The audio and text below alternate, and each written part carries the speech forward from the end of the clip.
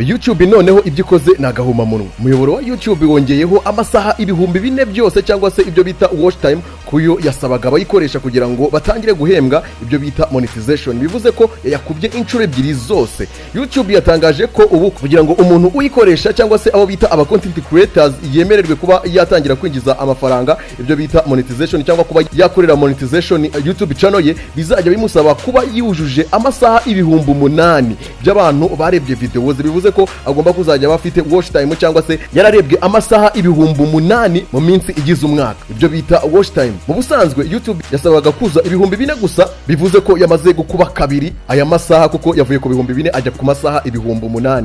Ntabwo ari ibyo gusa yahinduye kuko no mu mashusho mato cyangwa se short videos abakubye kabiri views zasabwaga kugira ngo umuntu abe yakora monetization. Murabizi ko iyo umuntu yabaga akoresha urubuga rwa YouTube ariko akabasha kuba yagira video ye ikaba yarebwa n'abantu miliyoni 10 byahitaga bimuha amahirwe yo kuba yakora monetization kuri YouTube channel yiwe ako kanya byihuse. Ariko ubu ngubu YouTube yamaze kuvuga ko ubu ngubu igiye kuzajya isaba ko umuntu agira video yarebwe na miliyoni 20, ubwo akaba ari short videos na miliyoni 20 kugira ngo yemererwe kuba yakora monetization. Bivuze ko nahangaha naho bamaze gukuba kabiri, zavuye kuri views miliyoni 10 zijya kuri views miliyoni 20 kuri short videos ziba zagiye kuri YouTube. Amakuru meza hari nuko YouTube izatangira kubahiriza izi ngamba nshya guhera umwaka utaha, ubwo ni ku itariki ya mbere z'ukwezi kwa kabiri muri 2027.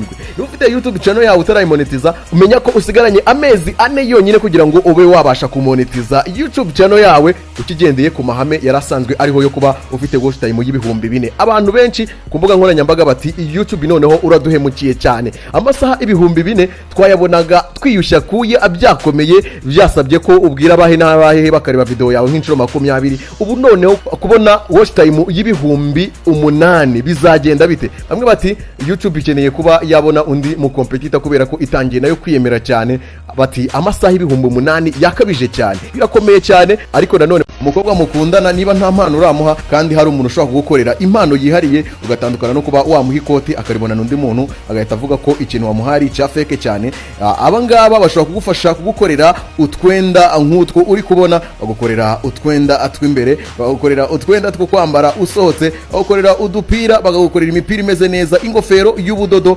Niba nawe ushaka kumutungura cyane hamagara kuri iyo nimero uri kubona aho ngaho, ubundi ubashe kuba nawe umukunzi wawe wamubonera impano uzamuha. Hamagara nawe bagukorere agashakoshi keza, bagukorere akagofero keza, bagukorere agakabutura keza, bagukorere umupira mwiza, nawe ubashe gushimisha umukunzi wawe. Bitari ibyo bazamutwara usigaye uri kuririra mu myotsi. Nitwa Tiger the Great, mugire ibihe byiza.